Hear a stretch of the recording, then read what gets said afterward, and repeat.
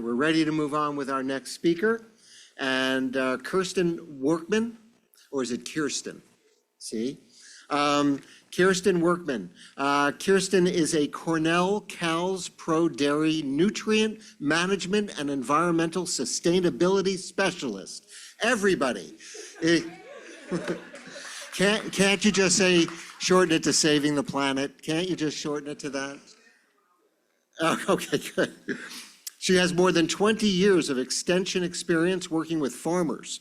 Kirsten has a master's in science, a science degree in agronomy, and is a certified crop advisor, and serves as the Northeast Mid-Atlantic regional editor of Crops and Soils magazine. I only read it for the pictures. Kirsten's talk today is the evolution of agriculture and water quality in New York, a path to continuous improvement. Welcome, Kirsten.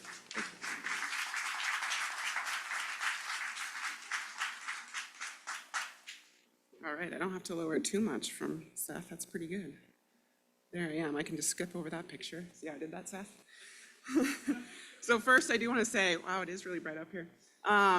You know, Julie started or ended really her discussion with the word steward, and I hope you guys, after listening to Seth, feel like, gosh, what a good steward, right? I feel like if my drinking water was coming from the city of Auburn, I'd feel like I was in good hands.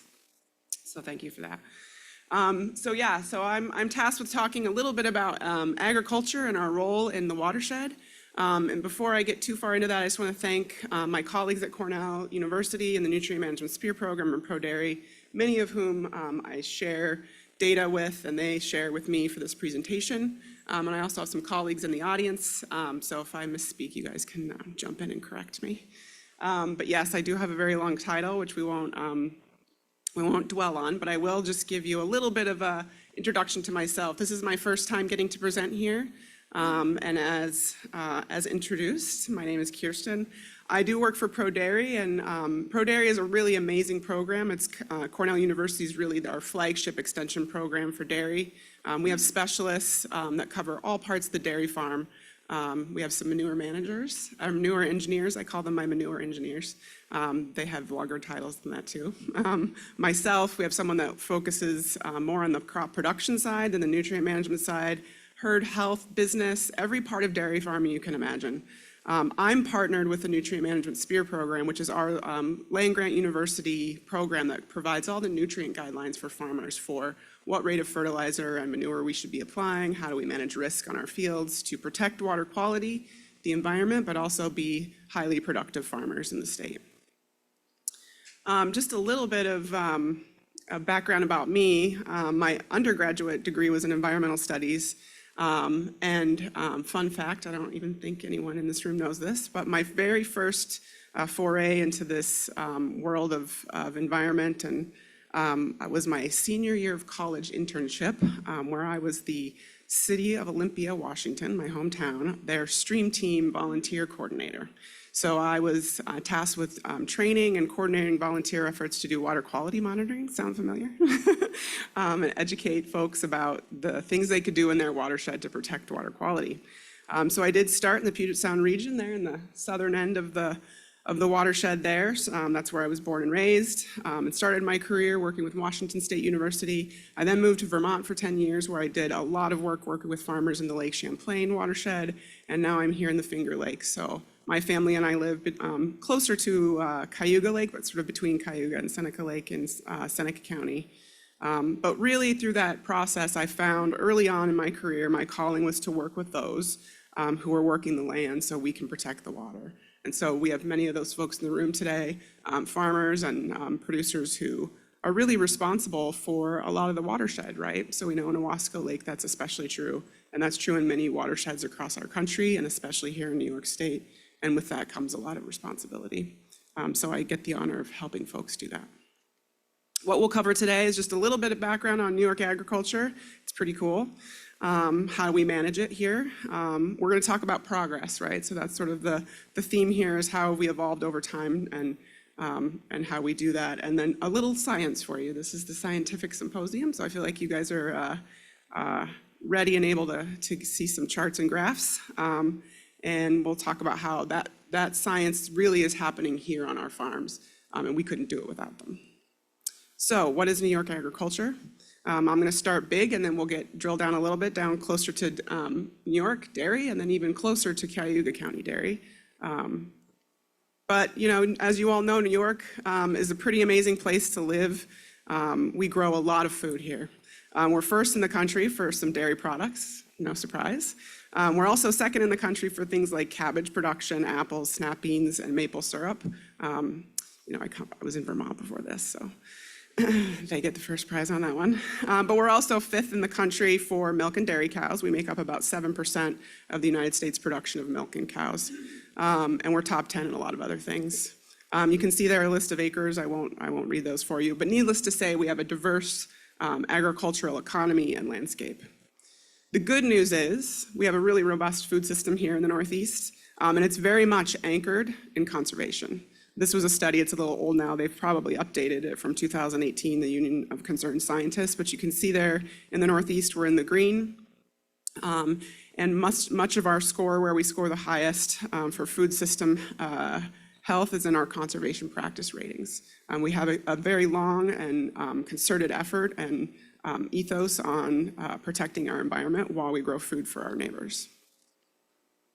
Okay, so in New York, you guys really made me go down a rabbit hole here. The 2022 Ag Census just got released right before I had to turn in my slides. So I spent a solid weekend crunching numbers. I had to stop myself because it got pretty interesting. Okay, so we have more than 30,000 farms farming more than 6 million acres here in the state of New York. When we look at actual harvested cropland, that number changes a little bit, but our average farm size is somewhere around 212 acres for the state. Just about 8% or 9% of those are more than 500 acres, and we sell about $8 billion worth of agricultural products every year.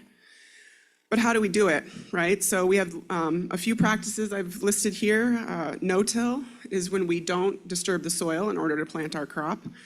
So between 2017 and 2022, we saw a 25% increase in New York State in that practice. So that's really good for erosion, right? When we talk about water quality and phosphorus in particular. That makes up about 22% of the acres that would be available for that practice.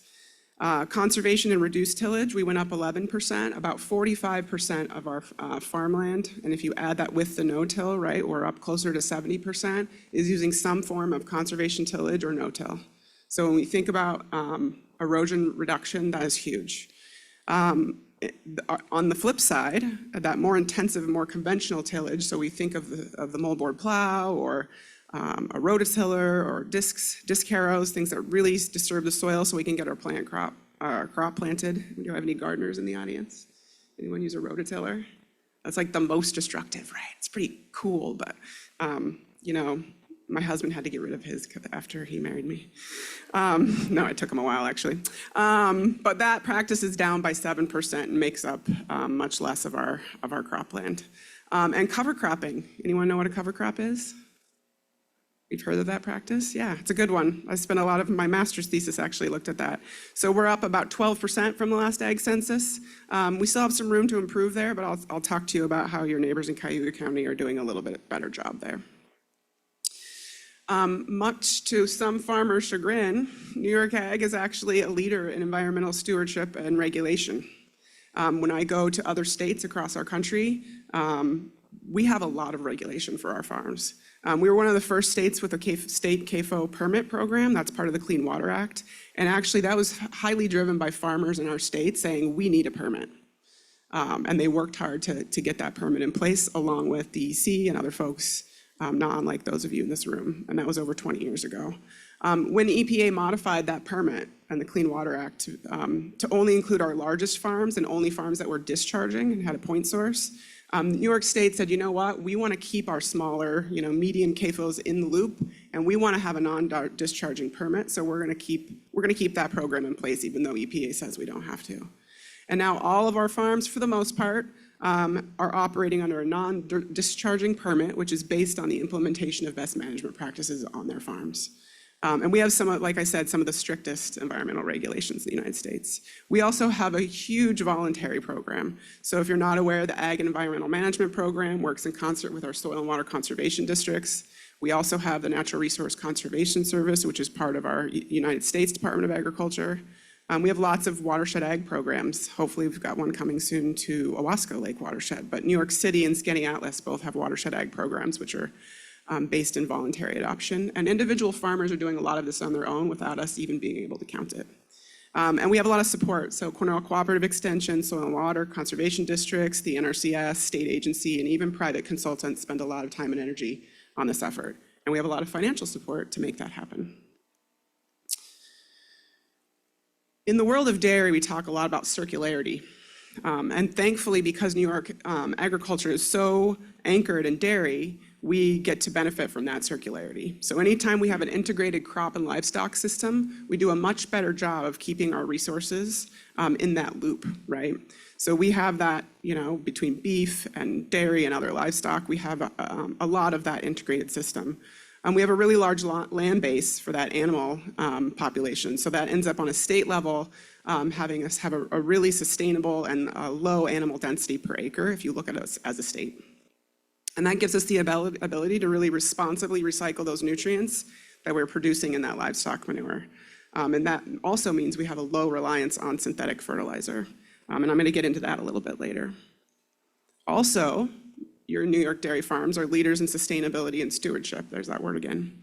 Especially when it comes to water quality, but now that's growing to include things like soil health and climate change. One of the reasons that is we have a high percentage of homegrown forages. So that means that your dairy farmers here in New York State are growing 65 to 70% of what they feed their animals is being grown on the farmland that they control and manage. We have low animal densities, not just as a state, but also across our dairy farms. We have diverse landscapes and crops. We rotate. Our dairy farmers have a high percentage of woodland compared to their other neighbors from across the United States. We have pasture land as well. We have pretty low purchased feed and fertilizer inputs compared to our national averages. And we have a really high rate of manure utilization. We're using that resource really well, hopefully. So I just wanted to give you, for those of you who don't know dairy farmers, I wanted to let you know who is raising these cows and these crops, right? So by and large, these operations are families. And often there are multiple families on one farm. They get to come back to the farm. And to do that, we'll talk about how that sometimes means those farms need to get a little bit bigger. But these farms are supporting multiple families. This also means that we have multiple generations, right? So these farms are generational. And some New York dairy farms are now starting to see their 7th and even 8th generations on the farm. I think we have the Pattersons in the room today. They have their 7th generation actively farming with them, getting close to 200 years of that farm being in the family. So when you think about that legacy piece, that's really important to farmers. Even for those folks who work on the farm who might not be a member of the family, they have a history of farming and a vocation there. And we have some really highly skilled professionals that our dairy farmers are hiring as employees on their farm. They hire other farmers. There's Andy on the right there, and who are highly skilled in what they do. And they might not own their own farms, but they're able to work with these farms and do that work as well. They're also leaders in the industry. So we have folks in New York Dairy who are leaders in business. We have folks in New York Dairy who are leaders in animal health and welfare and production. Not to put John on the spot, we have farmers who are leaders nationally in dairy sustainability, who are going to meetings across the country and across the world to talk about how dairy farmers can be more sustainable.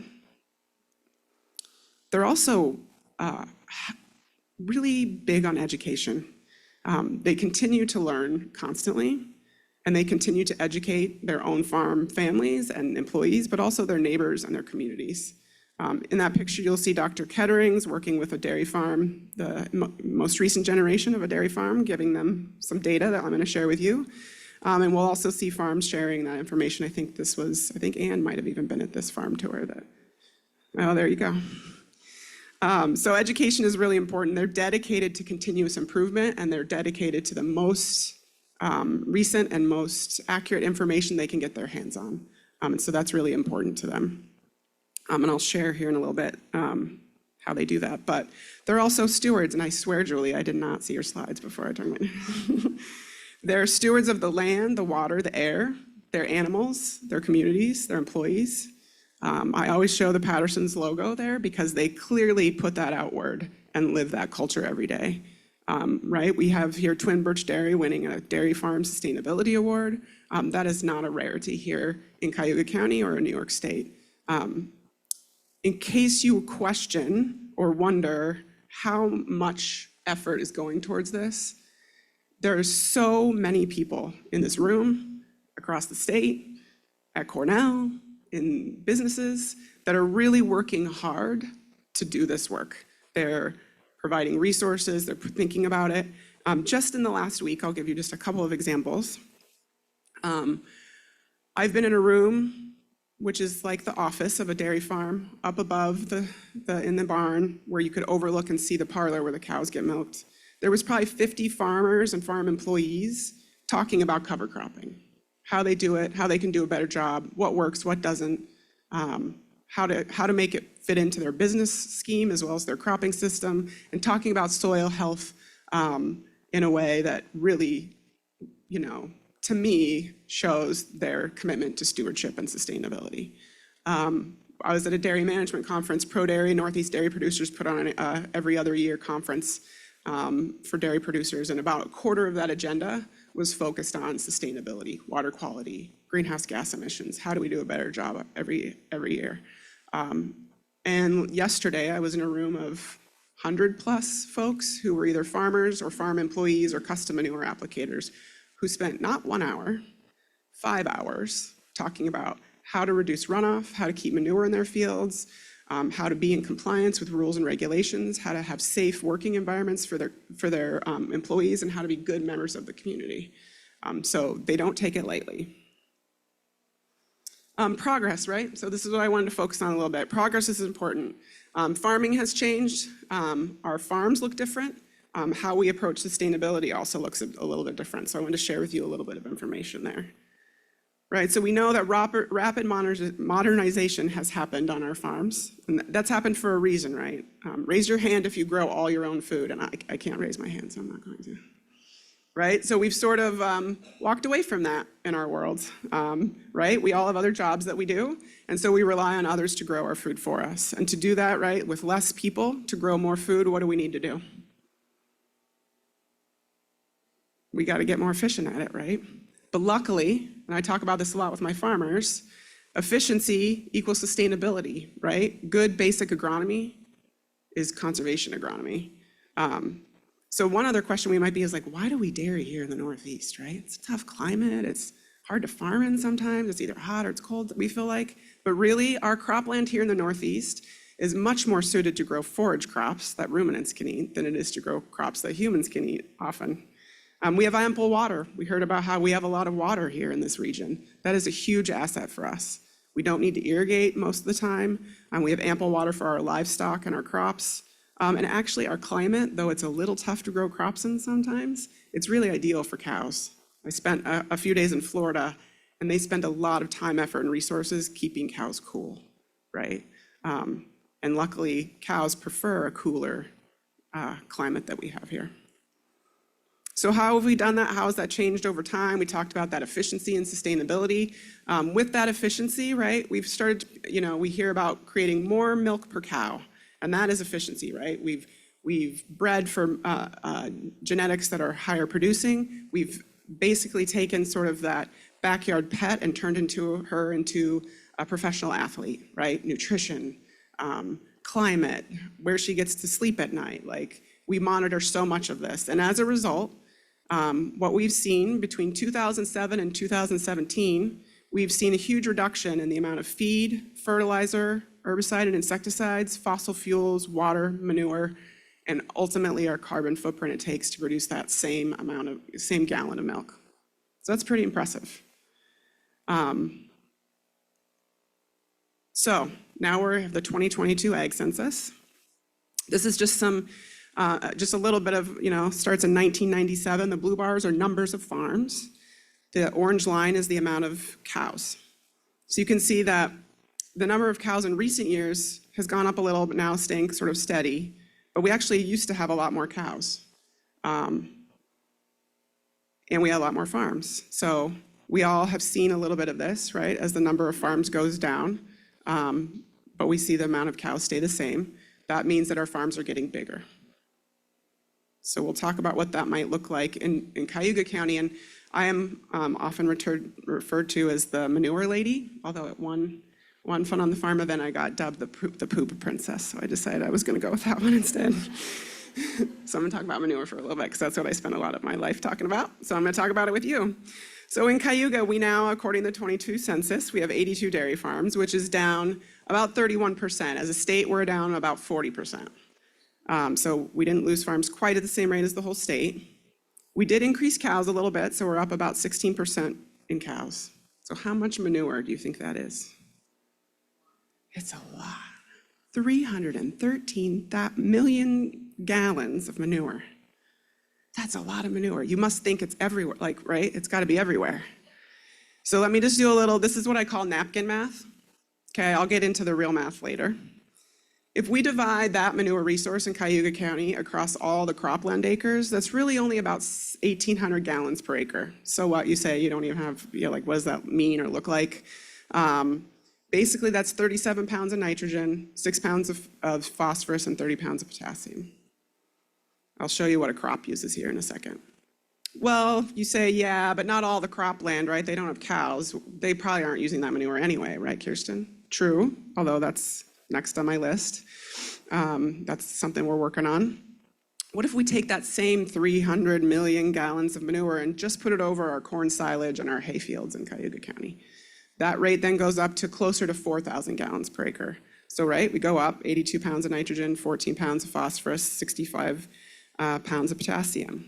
Well, just to give you a little perspective, a pretty average these days crop of corn silage is going to use 173 pounds of nitrogen, 34 pounds of phosphorus, and 183 pounds of potassium. So we're pretty well balanced, actually, and I'll show you what that looks like with real numbers here in a bit. But luckily in Cayuga County, we also have really high rates of conservation practice adoption. So our Soil and Water Conservation District, Cornell Cooperative Extension Partners are in the audience, right? We see high amounts of manure injection, keeping that manure in the soil where we want it. We get lots of digesters and manure storage covers. We have a really high rate of cover cropping in Cayuga County. Our best estimate is somewhere over 60% of the cropland acres are being cover cropped each year. Lots of conservation tillage. We have strip cropping, where we alternate grassy crops and annual crops so that we reduce erosion. And we do have quite a bit of buffers on that farmland as well. So I just have to give a little slide about how awesome manure is. I couldn't help myself. So I'm the poop princess. So manure is, I call it magic. It doesn't sound very scientific, so we'll go into that a little bit. But manure has many benefits, not just those nutrients it provides for the crops we're growing, but above and beyond that, right? So we're recycling our nutrients on farm, which is good for our watershed health. I know that sounds almost like an oxymoron, but when we manage our manure well, and we can rely on fertilizer less, and we can rely and have high yielding crops, and we can rely on imported feed for our cows less, then we're reducing the nutrients we import into our watersheds. And that's a key thing when we think about this. The better we use, like we're growing a crop that we feed a cow and then she makes manure and we put it back out to grow that crop again, that's the best case scenario. Manure, actually, we're now finding that manure boosts yields above and beyond the nutrients it provides the crop. So when we compare it straight to fertilizer, nitrogen in particular, we actually see a yield bump above and beyond how much nitrogen is providing the crop. It has multiple benefits to crops and soil health. It builds organic matter, has great biology. Actually, an application of manure can actually reduce erosion on a field, believe it or not. But we have to make sure that runoff is avoided. And you're right, to maximize these benefits, though, we need to continue to be good managers of this really important resource. But I do want to remind us that it is the original, right, organic fertilizer. My goal is that you all, as landowners yourselves, right, go to your dairy farming neighbors and ask them to, maybe I could have a little of that manure on my lawn, right? Okay, so another thing about progress, right, is we've done a lot already. We've done massive work over the last 25 years and beyond. We now have lots of manure storage, which isn't always a very popular thing when it's near your house, but I'm telling you that it helps farmers be good nutrient stewards. That means we can hold on to that manure and apply it when the crop needs it and when the weather is conducive to prevent runoff. We have a lot of nutrient management. We have this great ag environmental management, tiered planning and strategic B&P implementation. So they go to each individual farm and figure out what is their resource concern and how are we going to fix it in the most efficient and effective way, right? How we apply manure is completely different than how we applied manure even 20 years ago. Erosion has been a huge thing that we focused on, and we're doing much better. And our CAFO permit has evolved and improved over time, right? Like we put in that permit in place, we've learned what works and what doesn't, we've made it better and better every year that it gets updated. Soil health has been a big push in the last 10 years, I would say.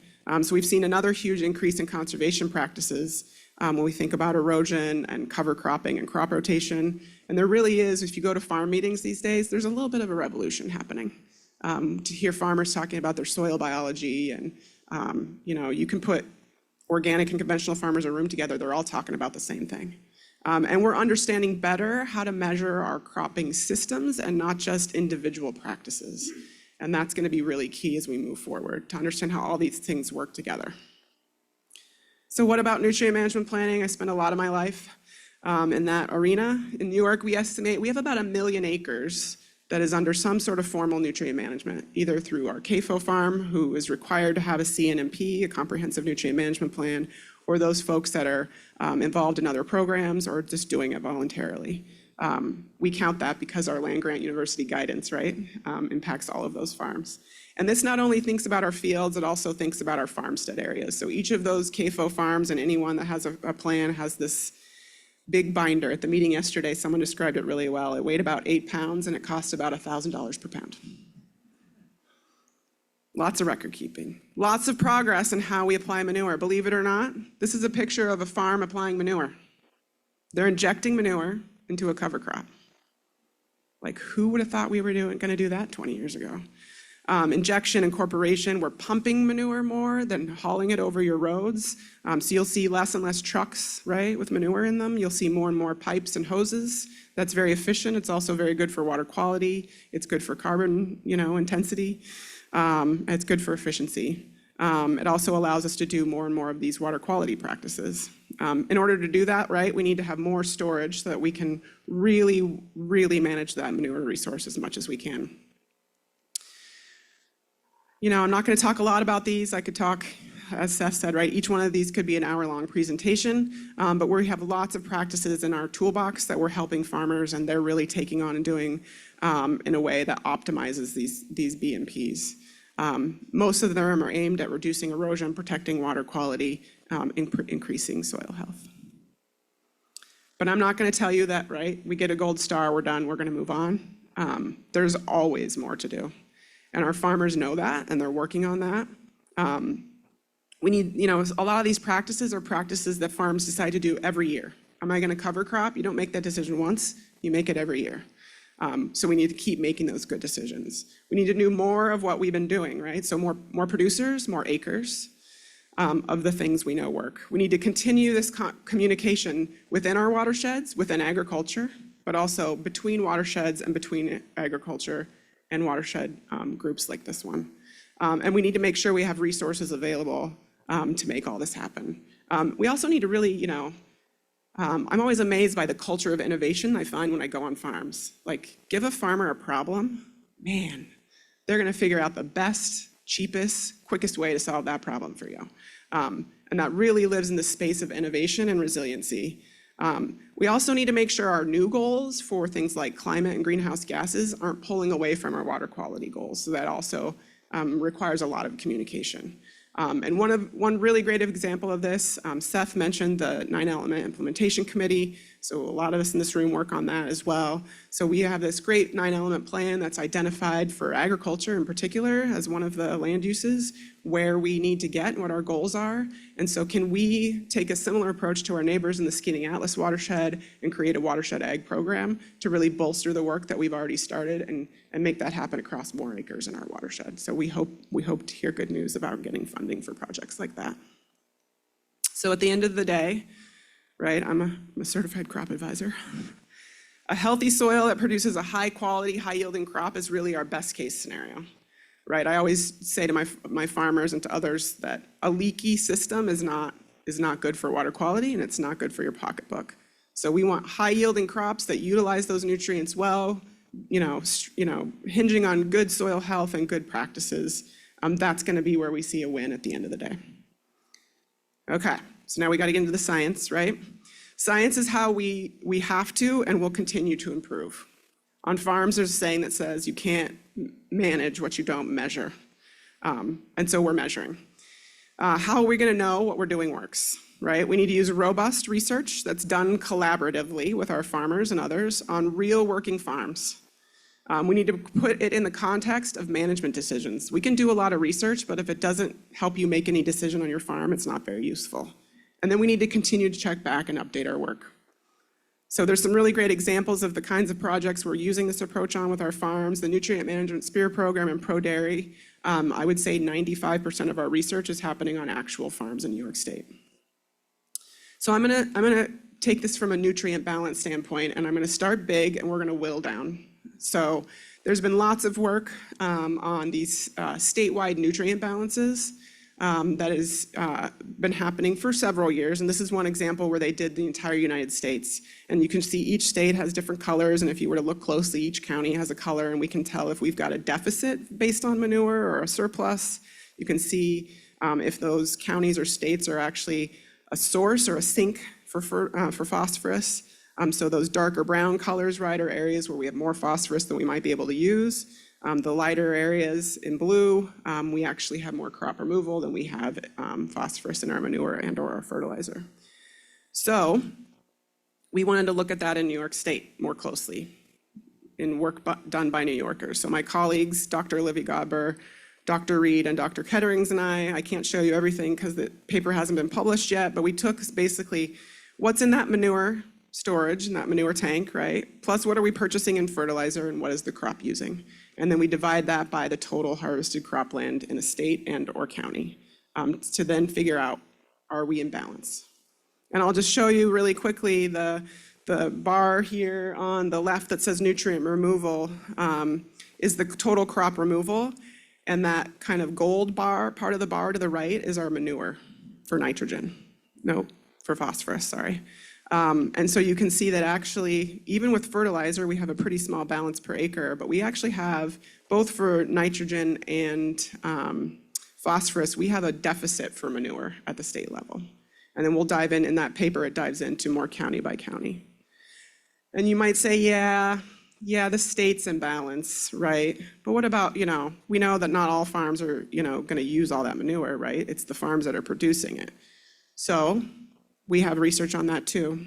We have what's called a whole farm nutrient mass balance, and really quickly, we take all the nutrients imported onto a farm and we subtract all the nutrients that exports off that farm. And then we divide that by the tillable acre on the farm and by the hundredweight of milk, which is how farms measure their production. So that gets us both a land-based, like carrying capacity, as well as a nutrient use efficiency from a production level. And then we make that feasible balance per acre threshold, right? Now that we've had this data for 20 years, we've set thresholds that we think are both feasible, that farms can accomplish, but also meet the metrics for environmental sustainability or for production efficiency.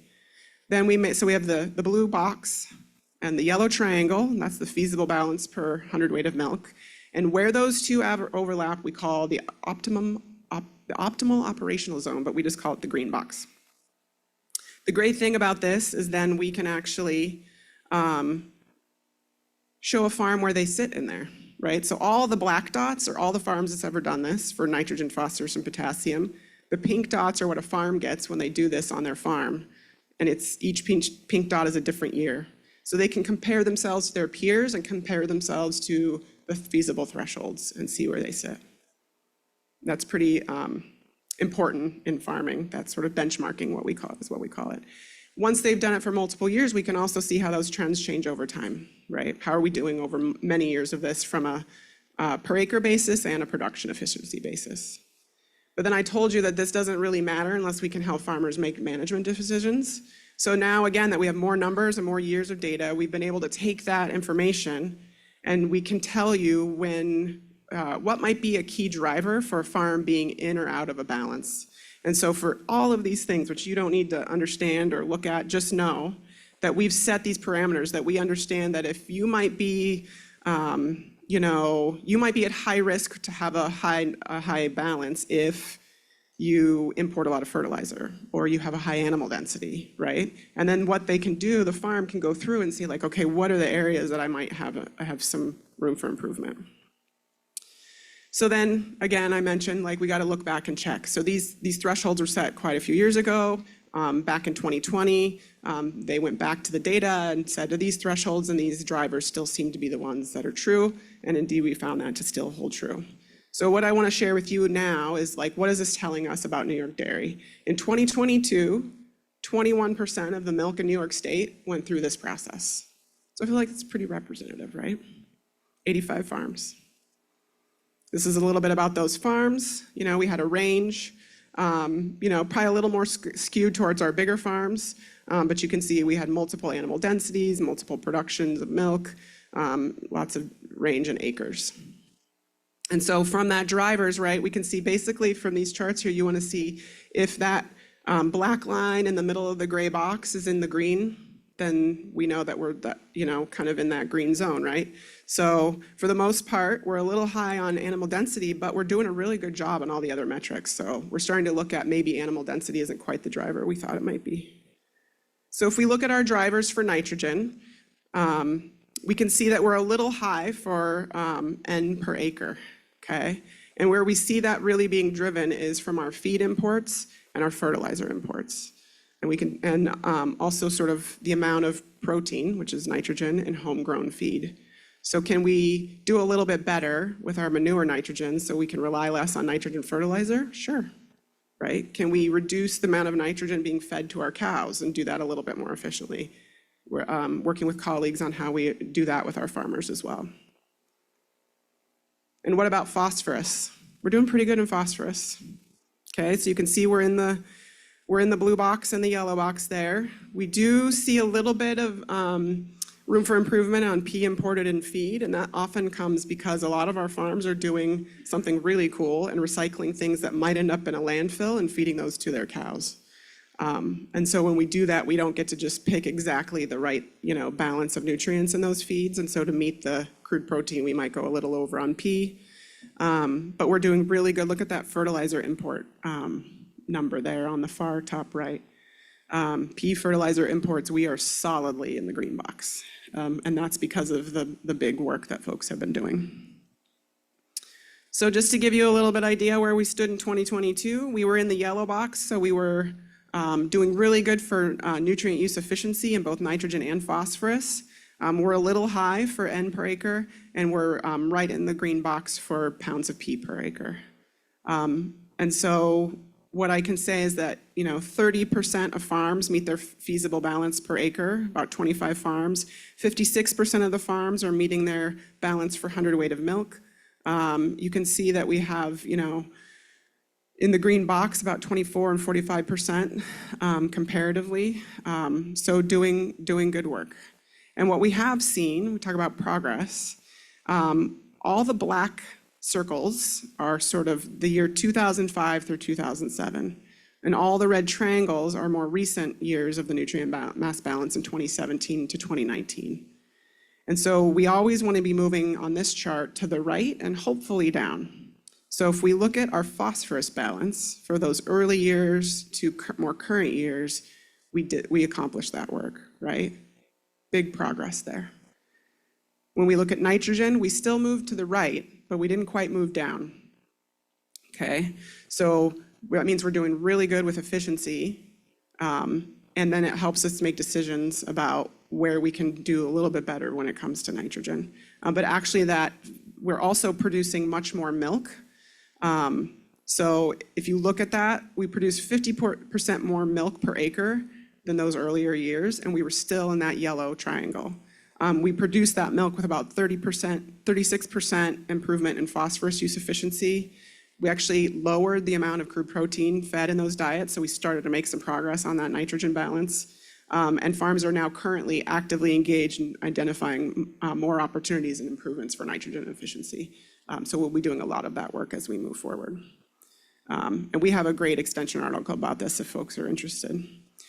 So then you say, yeah, well, that's the whole farm level, but what about, we see fields, right? Individual fields that might have trouble. So we're also trying to drill down on that a little bit more as well. So we're starting to do work on field N balances and field P balances. There's another paper that'll be coming out soon.